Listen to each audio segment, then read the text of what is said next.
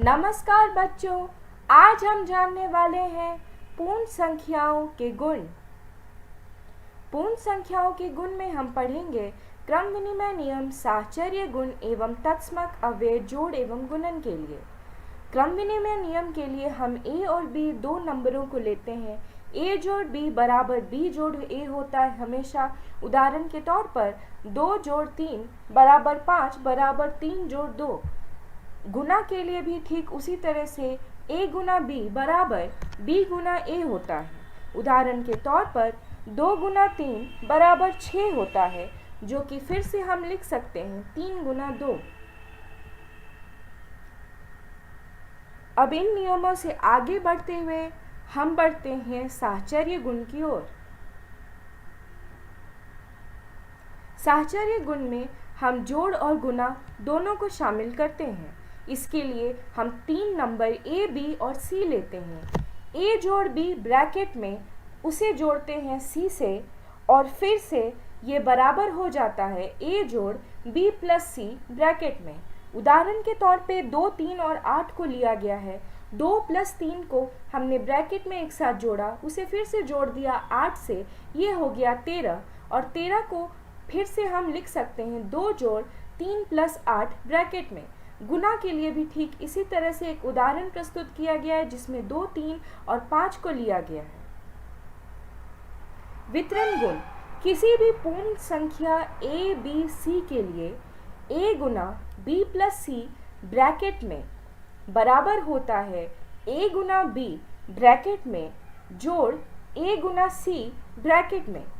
उदाहरण के तौर पर हमने 3 नंबर 2, 3 और 5 लिए हैं।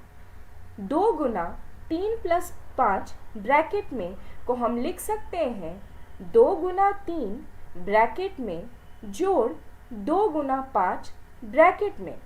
इस तरह से हम नंबरों को वितरित कर रहे हैं।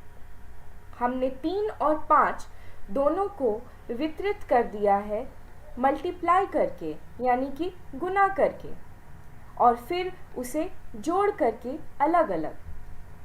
अब हम बढ़ते हैं अपने अगले गुण की तरफ।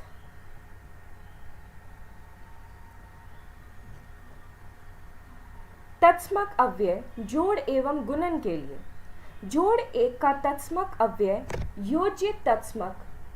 अगर हम शून्य को किसी पूर्ण संख्या के साथ जोड़ेंगे तो हमें हमेशा ही एक पूर्ण संख्या मिलेगी। उदाहरण के तौर पर 0 जोड़ 2 बराबर 2 होगा। गुणन का तत्समक अव्यय गुणात्मक तत्समक। एक को किसी भी पूर्ण संख्या से अगर गुणा किया जाएगा तो भी हमें एक पूर्ण संख्या मिलेगी।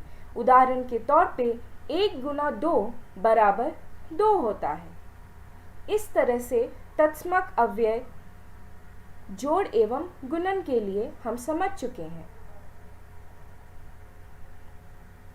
ध्यान देने योग्य बातें ये है बच्चों कि क्या भाग के लिए क्रम विनिमय नियम है? नहीं, क्योंकि 16 भागा 4 भागा 2 कभी भी बराबर नहीं होता है 16 भागा 4 बराबर 2 के। क्या घटाव के लिए क्रम विनिमय नियम है? नहीं। अब हम ध्यान देते हैं कुछ गृह कार्य की ओर, जो कि आपको घर पर सुलझाना है। आपके समय के लिए धन्यवाद।